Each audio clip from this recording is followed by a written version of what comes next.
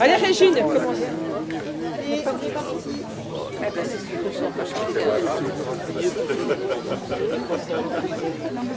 Bon, alors je vous présente Saint-Martin d'aujourd'hui, d'autrefois.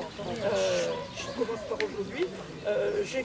On a fait des recherches, je m'excuse parce que j'ai tout mis à jour et puis on était plusieurs. On a fait des recherches à la Châle à Langres, la Société historique et archéologique de Langres, où j'ai trouvé une origine de Saint-Martin, la plus ancienne, en 1172, qui s'appelait Sanctus Martinus. Alors vous êtes ici donc à 9 km de Langres à peu près. Ce petit village qui est là derrière donne sur la vallée de la Mouche. Le circuit de la Via Francigena passe là, vous allez prendre ce circuit-là, par là. Beauchemin est juste là en face.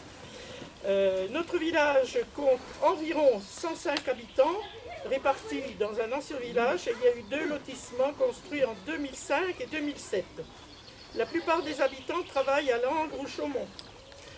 Je parle de l'école primaire qui comptait à une époque, en 1945, 27 élèves, qui a été fermée quelques années après, la population ayant beaucoup diminué. Les élèves fréquentent les établissements de la vallée suite à un regroupement. La vallée de la Mouche avec Pérancé, Saint-Cierre, Saint-Martin, je reconnais. Nous sommes donc sur l'aire des Tilleuls. Vous avez deux rangées de tilleuls là. On n'a jamais trouvé l'origine de la plantation. Le petit bâtiment là a été construit en 80-82 par des bénévoles. Il s'y déroule toutes les manifestations de la commune, sur le terrain, les méchouilles, les fêtes du village. J'en viens à l'église, donc j'ai fait des recherches sur l'église. Elle est dédiée à Notre-Dame de la Nativité et elle date du XVe siècle. On peut y voir un baptistère en pierre très bien travaillé, ceux qui veulent voir, j'ai des photos. Et un autel également en pierre qui représente Saint-Martin partageant son manteau. On peut voir aussi sur le fronton de l'église une croix templière, parce que des templiers auraient séjourné sur la commune, au lieu du Valdonne, c'est un vallon, là-bas en face, dont il reste aujourd'hui les vestiges du bâtiment ainsi qu'une glacière du temps des templiers. En arrivant en haut du village, vous avez pu voir une plantation de marronniers, là, il y a 4 marronniers, avec une croix classée en dessous. Une croix qui est classée au monument historique du 16 juin 1926. D'autres croix ont été érigées sur le territoire. Une en bas du chemin du Caron, c'est derrière chez moi. Le centre de la croix porte un médaillon en forme de soleil avec le monogramme IHS, nom grec de Jésus Sauveur. Une autre croix est située à Melville, vers le centre équestre. Une 4e croix est éditée sur la route de Beauchemin. Elle est là-bas. Je ne l'ai pas en photo parce qu'elle était cassée. Elle a été restaurée depuis ça. D'autre part, on a un château. Vous ne passez pas à côté. Un château entouré de 2 tours rondes sur le domaine de Melville en direction de Hume. Il a appartenu un temps à la famille Diderot et il est occupé aujourd'hui par une famille privée. Les terrains entourant la propriété du château sont occupés aujourd'hui par un centre équestre. Il a aussi existé un moulin où les habitants du village environnant allaient s'approvisionner en farine. Il a été créé sur la rivière dans les années 1840 et il a cessé de fonctionner en 1973. Alors il est dans la vallée en bas. Un incendie l'a détruit en partie et aujourd'hui il est en démolition.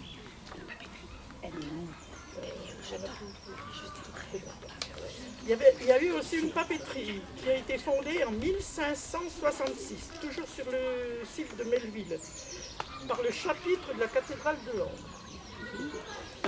Il a fonctionné, oui, au lieu de Melville. À cette époque, cette papeterie a été créée à cause du manque de papier. Elle a été construite au bord de la rivière car il fallait beaucoup d'eau pour fabriquer le papier. Plusieurs habitants du village ont travaillé dans cette papeterie. Elle a cessé son activité en 1935. Ce bâtiment existe toujours en bon état et appartient aujourd'hui à des particuliers.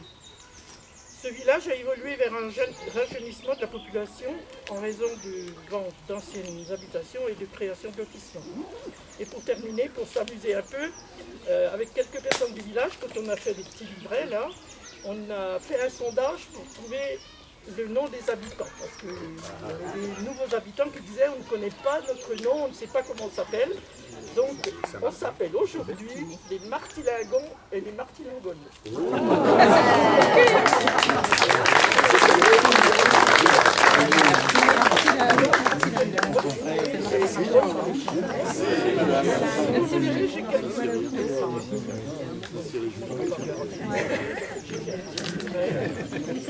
Un grand merci.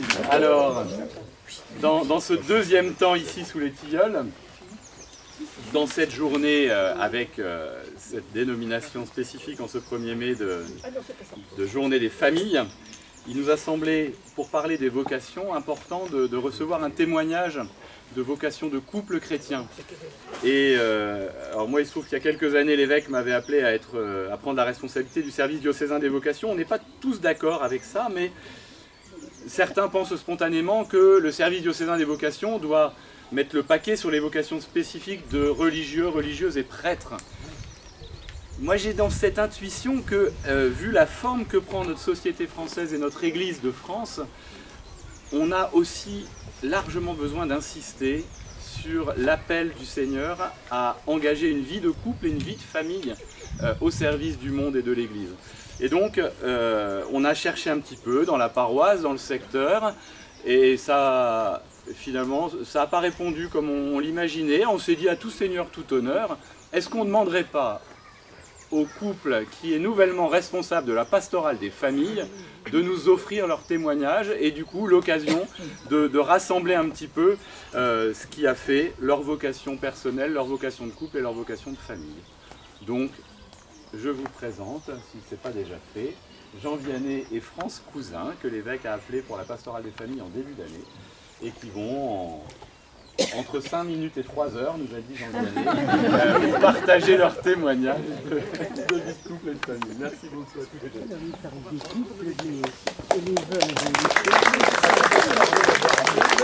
Et puis, évidemment, ce sera l'occasion ensuite de quelques échanges, voilà, de questions et approfondissements. Approchez-vous.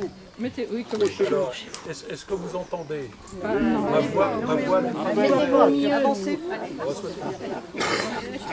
N'ayez pas peur, on va pas vous demander. Ça va, t'inquiète pas. Alors, témoigner, c'est se mettre, c'est se dévoiler. Donc, je vous propose que nous prions la Vierge Marie, qui était représentée sur la fresque de la petite église dont nous venons, qui a été le départ de notre journée, pour qu'elle dispose nos cœurs à ce que nous allons entendre. Voilà. Donc, je vous salue Marie. Pleine de grâce, le Seigneur est avec vous. Vous êtes bénie entre toutes les femmes, et Jésus, le fruit de vos entrailles, est béni. Sainte Marie, Mère de Dieu, priez pour nous pauvres pécheurs, maintenant et à l'heure de notre mort. Amen. Alors, en écoutant les intentions ce matin dites par monsieur le curé de Saint-Ciergue, Le Père Édouard. de Saint-Évrard. Mais Saint-Ciergue fait partie de Saint-Évrard, non? Non.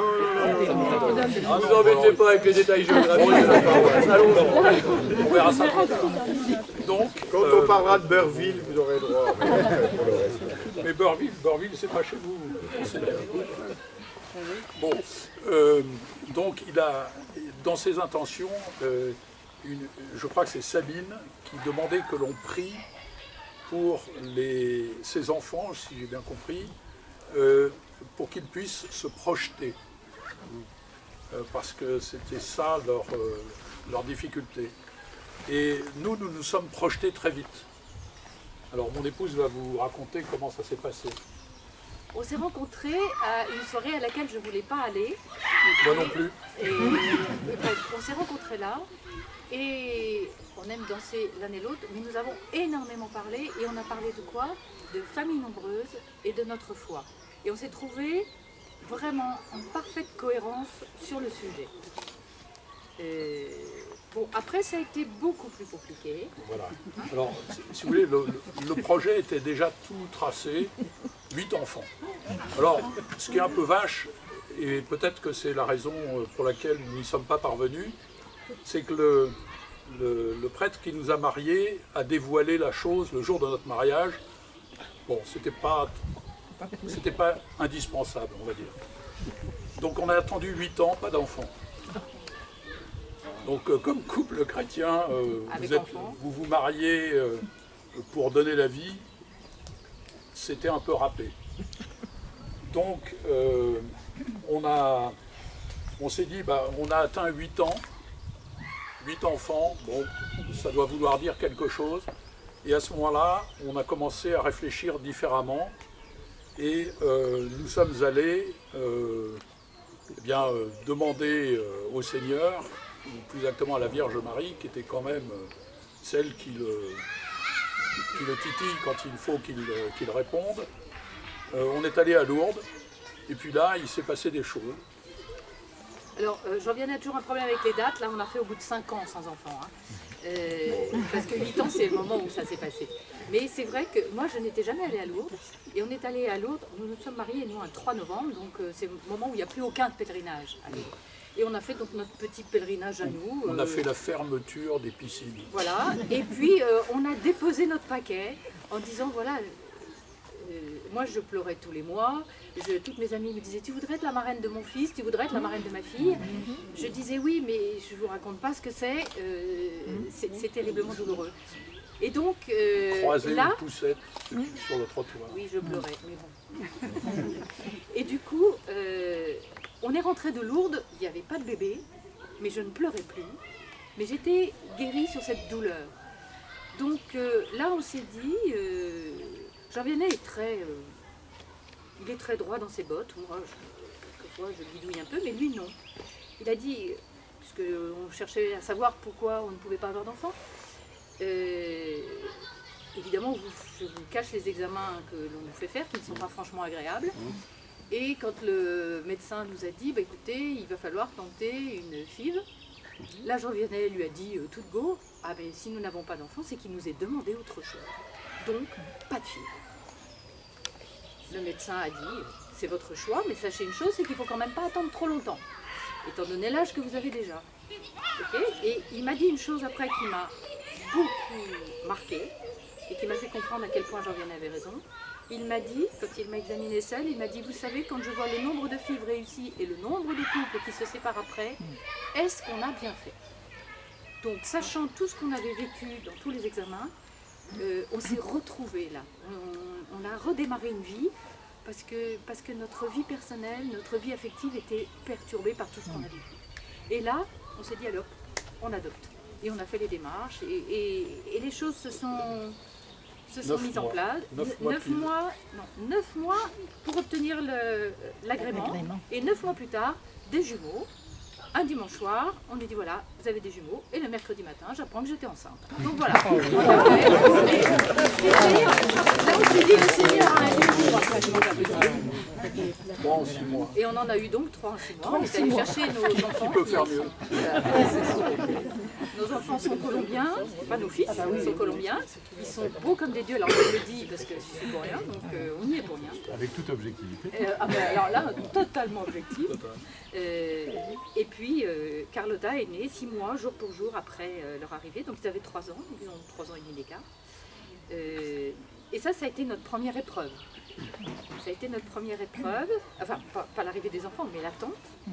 Et puis, on est rentré de Colombie. Et le jour où on rentre de Colombie, le patron de Jean-Vianney dit qu'il ferme la boîte dès que Jean-Vianney est au chômage. Alors là, moi, je m'effondre. Jean-Vianney, comme toujours très positif, lui dit « Mais non, c'est génial, regarde, tu es enceinte, les enfants là, je vais être là pour les accueillir. » Je lui dis « Oui, mais moi qui veux m'arrêter pour m'occuper de mes enfants, je vais être obligée de continuer. » Mais non, il dit « Tu vas voir. » Et donc là, on a traversé une période de chômage très longue, qui a été un autre coup dans notre couple, parce que c'était difficile à vivre, parce que voilà, on avait 3 enfants, c'était un peu fatigant. J'ai été très malade pendant la grossesse, Les trois, le travail, j'en venais chercher du travail, c'était des lettres, il me disait le soir, tiens, faut que je te lise la lettre que j'ai faite, ouais, j'étais là avec les yeux qui se croisaient, j'en pouvais plus, il me disait, ouais, autrement dit, tu t'en fous, je dis, non, je m'en fous pas, je suis fatiguée, j'en peux plus. Un peu plus fort, France.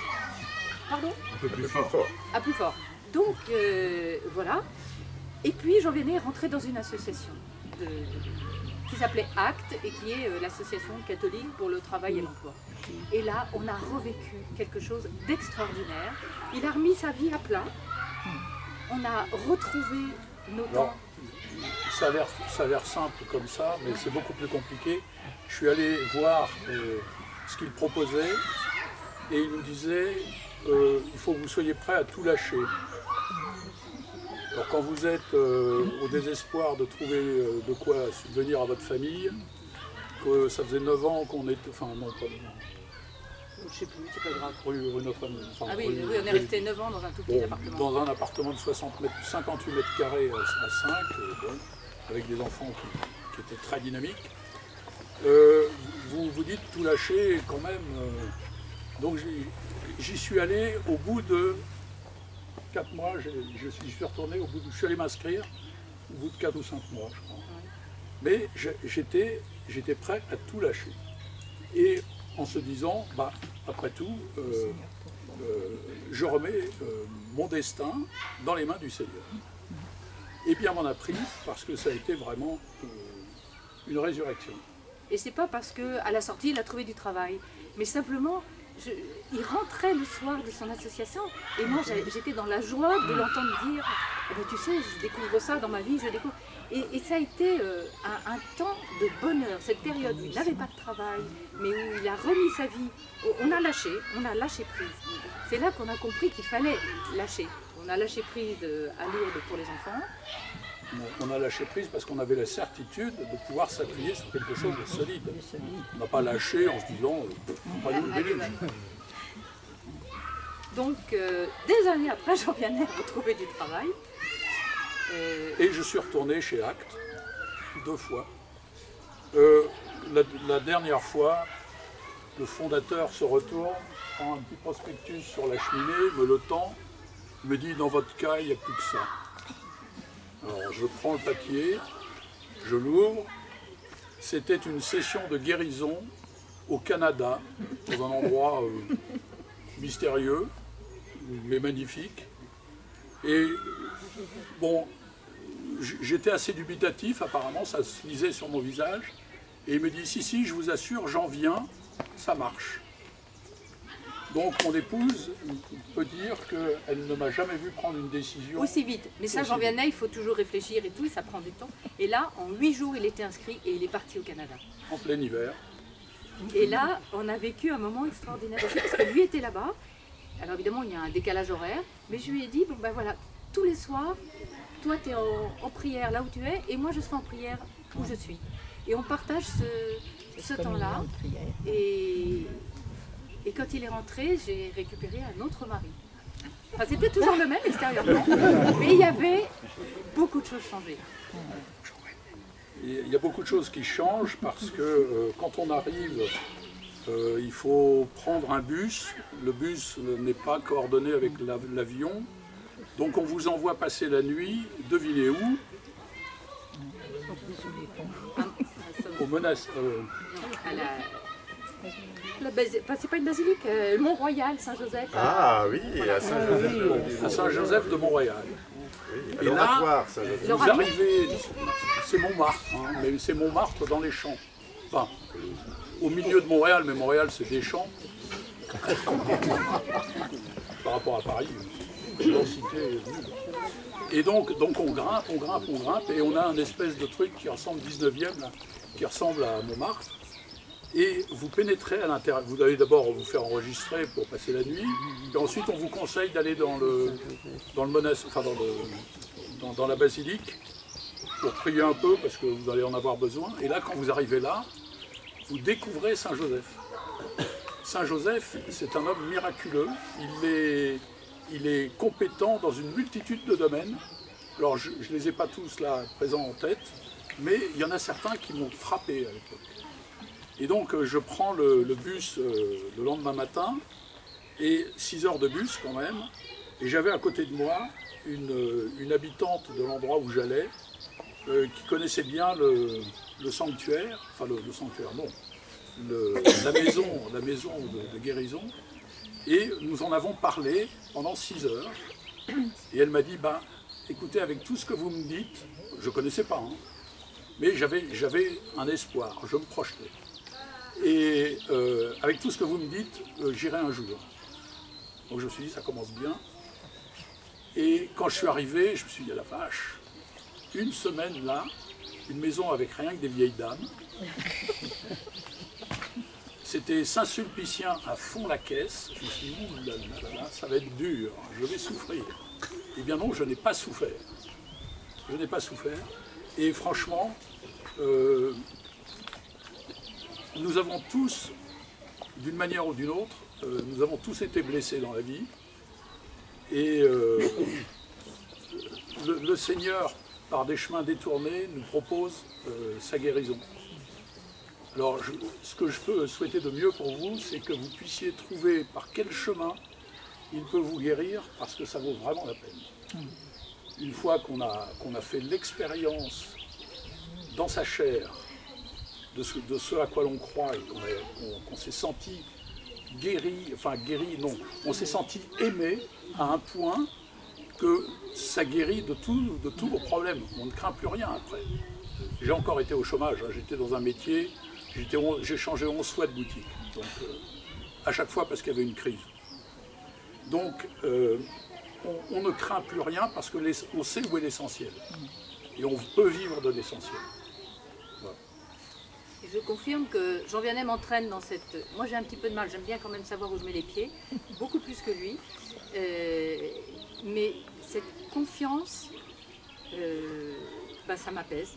Alors, il faut préciser qu'on a énormément de mal à prier tous les deux ensemble. Voilà. Oui, ah oui. Ça c'est quand même un point, hein. On n'est pas le... Voilà. Nous restons des humains. Voilà, et on n'a pas du tout la même façon d'envisager les choses, et c'est difficile. Et voilà, on arrive de temps en temps à dire un « Je vous salue Marie » à un Notre Père ensemble, mais voilà, on est en chemin pour y arriver un peu plus. Mais... On va dire que notre vie là, depuis peu de temps, est un petit peu schizophrène, parce qu'on ne fait pas du tout les mêmes choses au même moment. Donc, et moi je suis souvent à Paris, donc c'est compliqué encore. On peut espérer que comme au théâtre, l'unité de temps, l'unité de lieu améliorera les choses. Pour l'instant, c'est un peu une vie schizophrène. Gardez confiance. Mais il y a quand même un point qui reste commun et fédérateur, qui nous rassemble nous deux, et qui commence à rassembler nos enfants, d'ailleurs, à notre grande surprise, parce que je peux vous dire qu'après au moment de l'adolescence, on a eu toutes les peines du monde à les entraîner derrière nous. À partir du moment où ils ont fait leurs études supérieures, on ne les a plus vus nulle part. Et là, certains événements dans leur vie les ramènent vers l'Église, à notre grande satisfaction et à notre grande surprise, parce que parfois avec des choses qui nous édifient nous-mêmes. Et quelquefois, on dit que le Seigneur a ses propres chemins, et je dois dire que notre fils Louis en prend un qui nous fait à la fois peur et en même temps qui est impressionnant. Donc là encore, il faut qu'on apprenne à lâcher prise. Et ça, c'est Jean Vianney qui a commencé à lâcher prise, et maintenant, j'essaye de faire pareil. Et gardez confiance. Voilà. Ne jamais perdre. Gardez confiance.